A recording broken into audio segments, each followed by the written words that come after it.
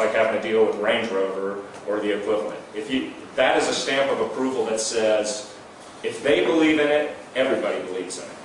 So that's one of the reasons we work with them, because it completely legitimizes what we're doing. They will not do a deal with somebody that it's not absolutely proven that it works. So now that we got these, we've proved it, and we have these power agreements in place, the next thing we needed to do was go find locations to put our system. So first I'm going to go back and kind of explain exactly how our system works. Okay, you know that it's a refrigerator in reverse that creates electricity.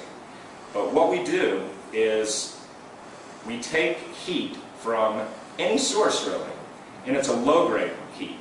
Now heat, you can say, well, that's nuclear power or steam power, but we do it at a very low temperature, just a couple degrees above water's boiling point, and this is under pressure. So we're talking about 224 degrees Fahrenheit. I believe you guys use Fahrenheit too, or do you use Celsius? So it's at 102 Celsius, I guess, something like that. So we're capturing that heat, and with all this work that Mr. Horn did, and fluid dynamics and efficiency of systems, that heat, when it's under pressure, converts into a gas. That gas turns a turbine, which then powers the generator. And all of this stuff is so finely tuned, monitored by software, that the temperature range in that liquid doesn't even fluctuate a degree. It's that exact. So the heat goes through, turns into a gas, turns the turbine, which powers the generator, then it goes back into a cooling tower, which takes the rest of the heat out. It turns back into a liquid. This is a completely hermetically sealed system. So no refrigerant ever comes out, nothing is ever burned in our system. We're capturing heat from something else. Now I can show you a diagram here to give you an idea of what it looks like.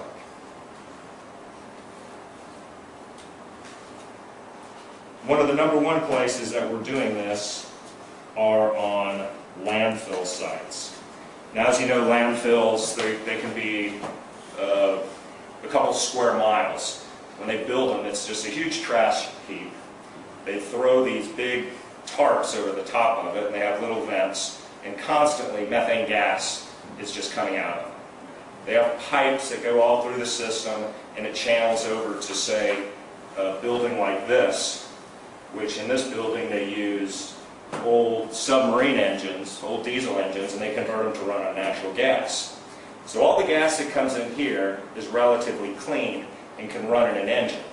All the other dirtier gas gets burned in what's called an underground flare, because you can't release it into the atmosphere because it's horrible effects on the atmosphere.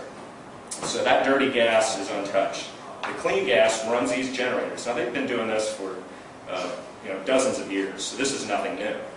But one thing that gets wasted in this process are these big, get a better picture here, the big mufflers, and these are the mufflers for the engines. So what we do is we wrap a heat exchanger around there, big blanket like a radiator, captures this excess heat, which it comes out at like 800 degrees, and we take out about 300 degrees of that temperature. We also take the jacket water that runs through the engine, just like your radiator system in a car, and we use that heat as well. So now, what comes out of these engines is less heat, because we're capturing it and putting it in our process. Now, the benefit also to these engines is a better life, because when an engine runs, temperatures go up and down, just like your car. With our system, we are completely keeping this engine running at a constant level temperature. So it actually increases the engine life of these power sources. So now we're capturing the heat from the exhaust, we're taking it from the engine, we're running it through our process, and we're making, on that specific system, that's 150 kilowatts of power. There'll be several of these sites at every landfill. Right now, what they have are power purchase agreements. This is Pacific Gas and Electric, and we have our bureaucracies in the United States, just like every country does. Unfortunately, they only offer a 1.5 megawatt power purchase agreement. That's the maximum they're doing for smaller companies like us, which we're happy to get. We've got 6 of them in place, which is 9 megawatts of power, which is still substantial.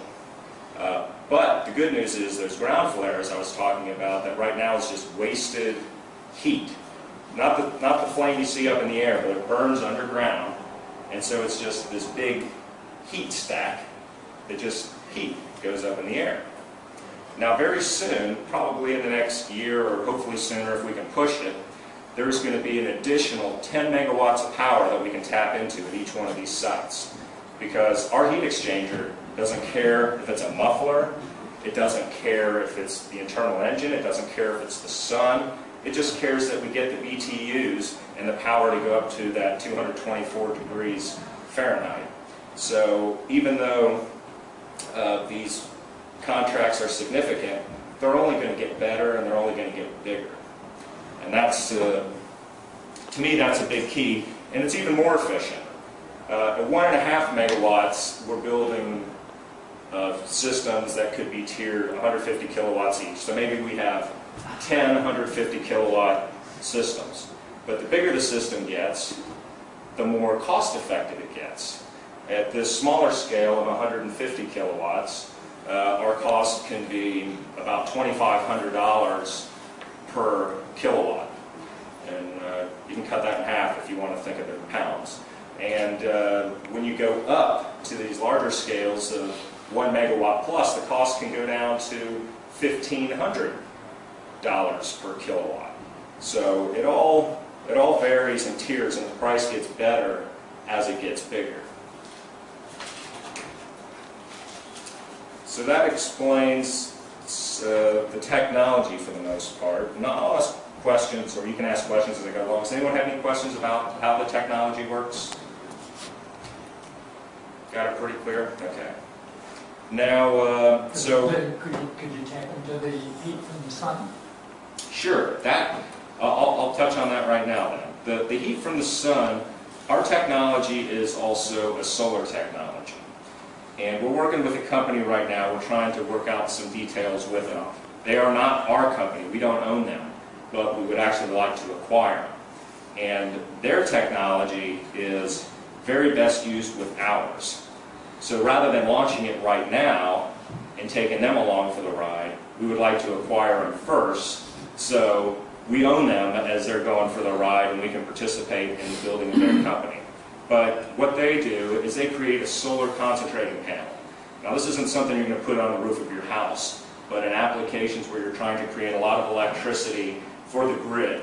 You're familiar with these projects where they buy 100 acres of land or a few square kilometers of land, and then they lay out photovoltaic cells, or they have other options. What we do with this solar concentrating panel, it's a lot like a Venetian blind up there. Rather than a trough, a mirror that's very expensive to make, this technology is a flat panel with a Venetian blind type mirror, and it changes throughout the day for the sun. On top of that is a pipe with the coolant that, or the refrigerant that we use that operates our system. When the sun hits it, it heats this pipe and this liquid, and then it runs through our system and operates like that. Now the good news is that when we build one of these types of facilities, our costs are half of what photovoltaic cells are. If there is bad news to it, it's right now we have contracts ready to go, actually large-scale ones with builders, big builders in the United States. But they don't have the means to mass produce these solar concentrating panels right now. So we're looking to accomplish this over the next year period. Now, our system, what we're doing on landfills, is about a quarter of that cost. So naturally it makes sense for us to stick with these landfill applications where we're making more money, it's less cost, we have the contracts in place. Now where it comes into benefit with solar, solar is wonderful. We're not burning anything, but they're still burning methane for us to get this gas. If we're just capturing it from the sun, that's heat that's going to hit the earth one way or the other and heat it up. If we can convert it to usable electricity, then that's a good thing. So there's lots of benefits and government incentives and various things to make solar power viable. Also, you don't have to have a landfill. If you have a big desert, you probably don't have a landfill out in the middle of the desert to create power, so it makes a lot of sense to put a solar field. We're actually working on some projects now to acquire some land, and we're going to start exploring that and doing it on a smaller scale first. So that's how the sun taps into it.